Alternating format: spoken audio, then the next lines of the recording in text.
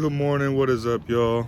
Listen, today we got my boy coming over with his RL. He has a KB1 and he needs the works, man. He needs a timing belt and water pump service and valve cover gaskets. He's on his way right now on the tow truck from New Haven to Hartford. It's about a 45-minute drive, and I'm gonna show you guys how we get it done. I mean, there's not many videos on how to do it for an RL. I mean, the process is the same for TL and most other J-Series sedans. Nice.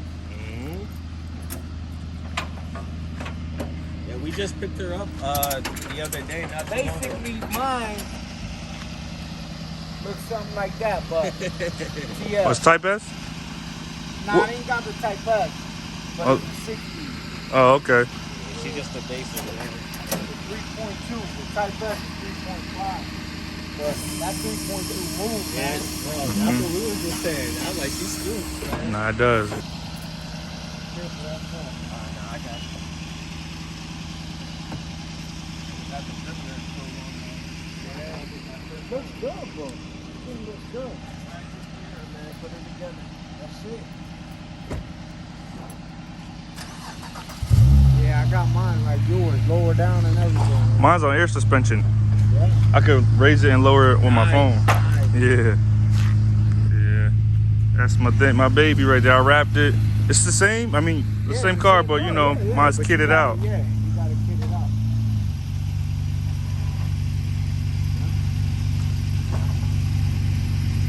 Yeah, happy you can, you know, leave it to me, get it back right, because these cars are fun. I love these cars. I've owned 3 of them so far. Nice. Yeah.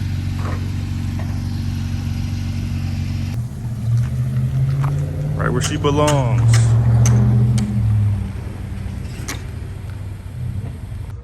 All right, we're starting with the timing belt on the RL. And one big thing that people always like have trouble doing is breaking the crank pulley loose. I'm gonna show you a home remedy. Get you your breaker bar or even a ratchet. Hopefully a 1/2-inch drive, a pole that's hitting the ground.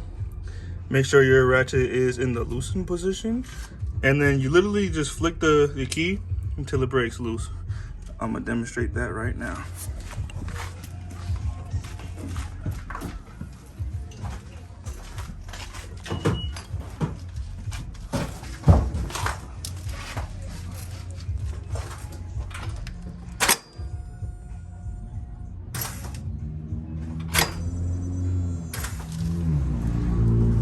Only he had a battery that was strong enough, it would work. Did it break loose? No, I didn't see anything. Is it still up there? Yeah. Try loosening it with your hand. Okay. Want me to pause it? Yeah. Thanks to my camera guy. He told missed me it to- when it happened, You told me to put it on. but it's off. Is it not? Yes. It's fine. All right, now that we got our crank pulley off, take your serpentine belt off. There's a tensioner right down there. It's a 14 mil pulley. Put your ratchet and pull it towards you, and then it will release the tension on the belt and you slide it off. I removed this ground, this body ground, to make more space to pull the slide the belt out. Next, we're gonna remove this power steering pump and put it to the side to give us more space. All right, to get more room, we're gonna remove this motor mount in the bracket. These top 2 bolts are 14 and this is a 17. But before you take these 2 off, you're gonna wanna support the engine. So get your jack and a wood block and slightly raise it until, not like it's pushing up, but like, so that there's less tension on this bolt here, so that when you do loosen these 2 bolts, the motor doesn't just fall and you end up, you know, stripping the bolts. Up, 1.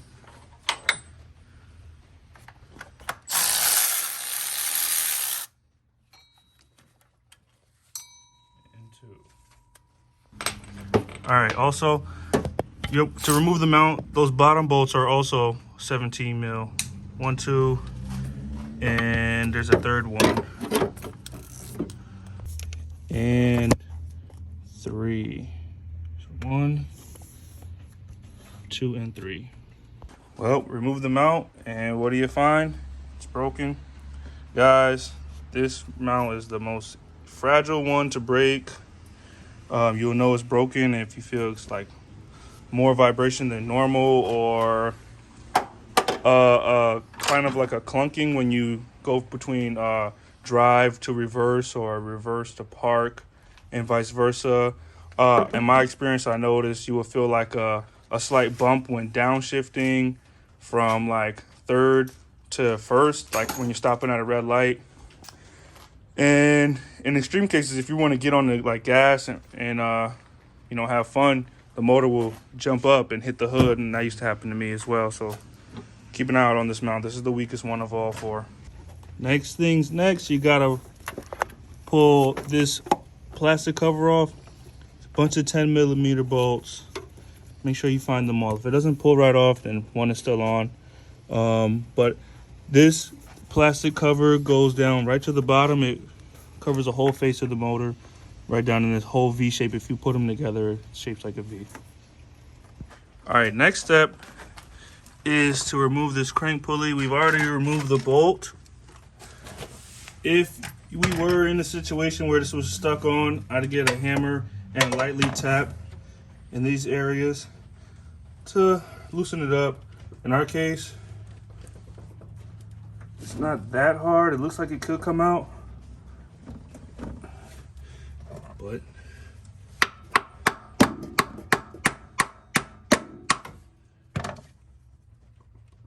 shit. We'll be right back. Got an extension. Mallet just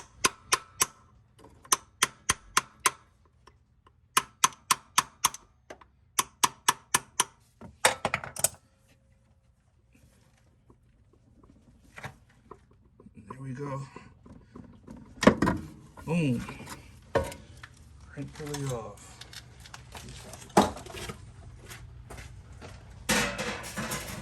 All right, guys. So we've got the engine mount bracket off. Also noticed I needed to take the serpentine belt tensioner off to get more room to remove the timing belt cover. Now that we got the whole timing belt exposed, what you want to do next is I suggest you put your crank pulley back on and then get your nut and get the engine to TDC, top dead center. I'll show you how to do just that. All right, to get the engine in time, there's a mark. Let me zoom in, get the light on that. Right there at the bottom, you see right here, let me point for you guys. Right where it says that number 1, there's a little hash mark right there. That needs to line up with this line right there. And on the other bank 2 cam, the same thing, I mean bank 1, that's bank 1. The same thing needs to happen. Need to have those 2 marks in unison, and at the bottom there's a mark on the timing, on the crank pulley that lines up. So if you look here, each mark faces the top, and same thing here with the crankshaft. All right, my boy's gonna crank for me so we can all see. Keep going. Keep going. Keep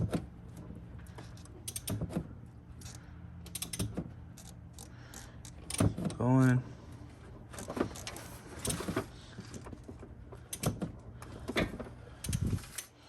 Keep going. Keep going. A couple more degrees. A little bit more. A little bit more, slightly. Slight more. Just the smallest, tiniest of a hair. Good. Let me compare that. Right there. You want that mark right there. Excuse my hands to line up with that mark there. Could probably go over some more. And the same thing with this cam over here. You want that top line right there to match with that hash mark right there. And then down here, when I pull the bolt off of the crankshaft, you'll be able to see that there's a hash mark that's aiming at 12 o'clock. All right, take a look here. 12 o'clock. Cams.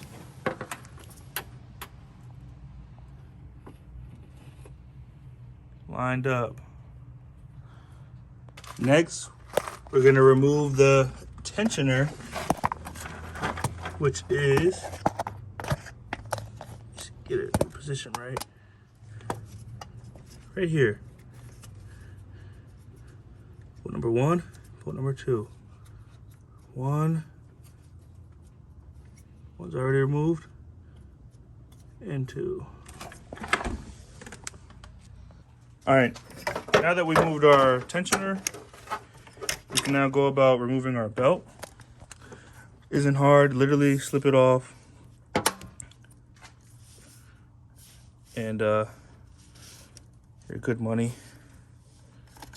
Like such. Boom, boom, boom, boom. That noise you heard was the pulley that is engaged by the tensioner. Moving back and forth. And then at the bottom, you want to remove this faceplate, but don't lose that. You lose that, you're assed out. Slide it off.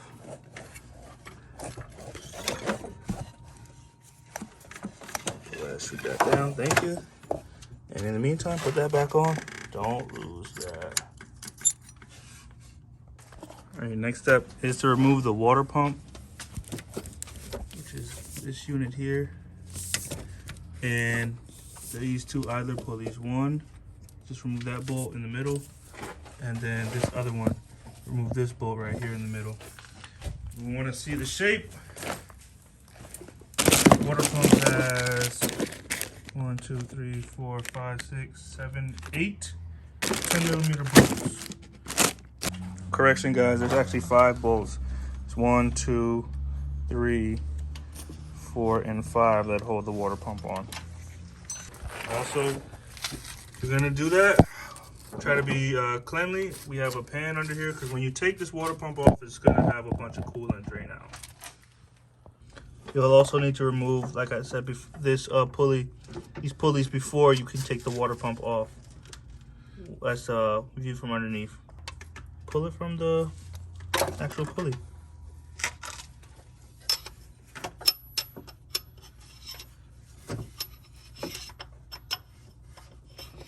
Or get the mallet in. Like lightly tap this.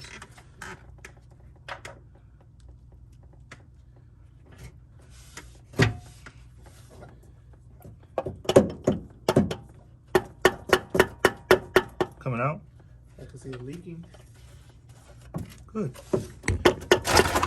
And she knows it's gonna look excited.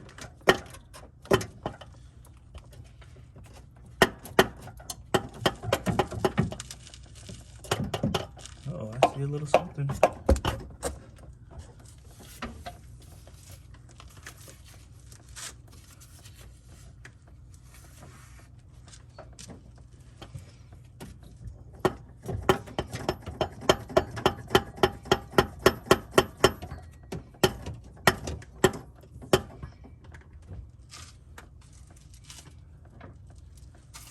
Get it like this.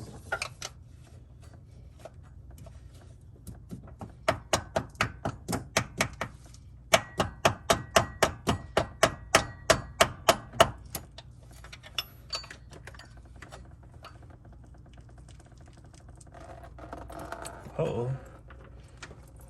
Uh-oh, Jamie, you almost hitting that spot, yo.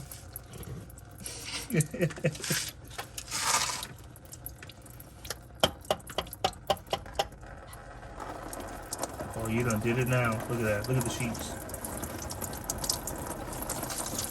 She can't stop, Jamie. Oh! Yeah. All right, guys, do your best to clean up your workspace, all that coolant, and be prepared to put on your new water pump. And make sure that this gasket is lined up, is sitting flush. You don't want any leaks because that will cause a trouble of problems in the future. And there's these alignment dowel pins to help you install this thing right here. All right, things exposed. We got the new water pump. Now time for the belt.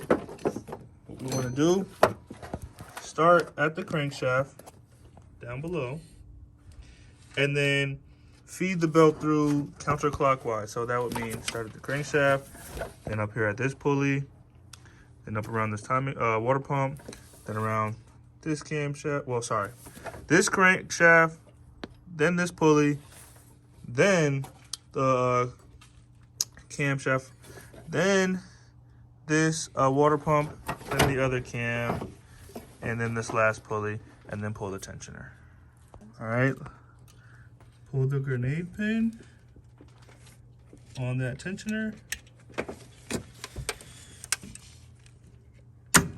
There we go. We check our timing marks.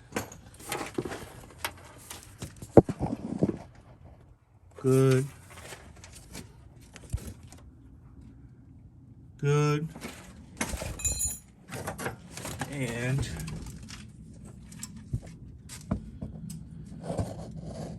good.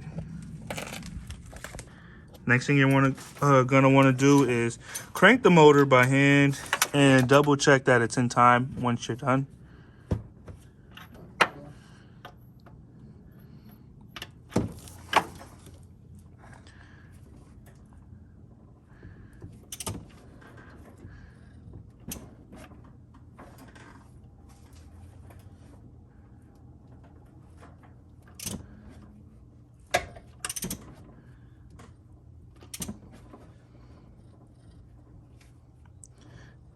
You want to listen for any odd noises. You don't want to really hear anything.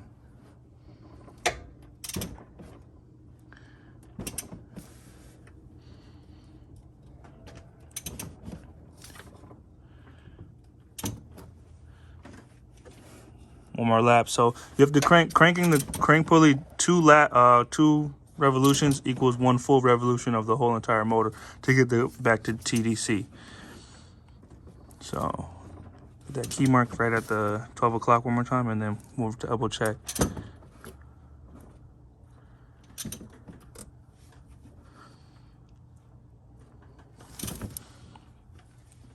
You going? Keep going, yeah.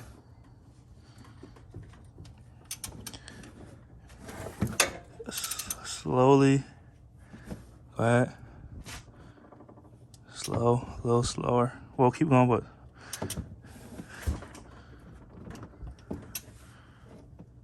more. A little bit more. Ease into it though. A little bit more. A little bit. Like 3 more degrees. More. More. Like 1 more tooth. So slowly. Little, keep going a little bit. That's like half a tooth. Slightly, like smidge, like a hair.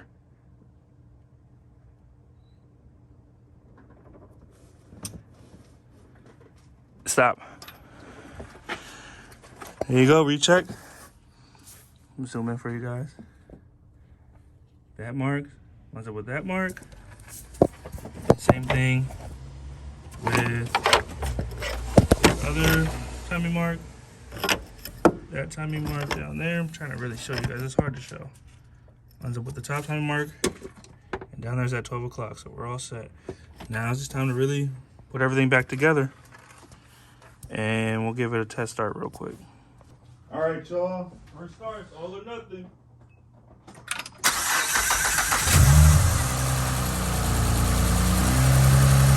Woo!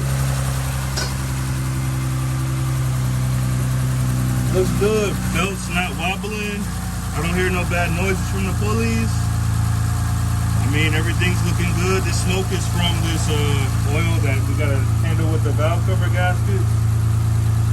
But if this was bad, it wouldn't have ran smooth. It probably wouldn't have ran for a couple of seconds, or it ran like shit because we had bent valves. One thing I learned from experience, if your timing is off and you just did the belt, you'll know it's off if the exhaust note sounds differently than before. You might have fucked up. And I had that happen, and I bought a cheap belt. The belt was too small, and when I put it on, it moved it just a 1/2 or whatever, and bent the valve, and it went from me sounding like a 6-cylinder to a 4-cylinder.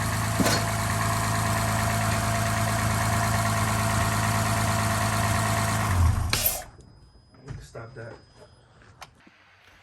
Oh, guys, I forgot to record an outro, but everything went well. My guy came and got his car. It ran smooth. He drove it home. Just imagine that. You know, he towed it in and was able to drive it back. We also fixed a couple of other issues regarding the overheating. Found out that the fan was seized, and I just really used WD-40 and kind of kept spinning it to free up the bearing.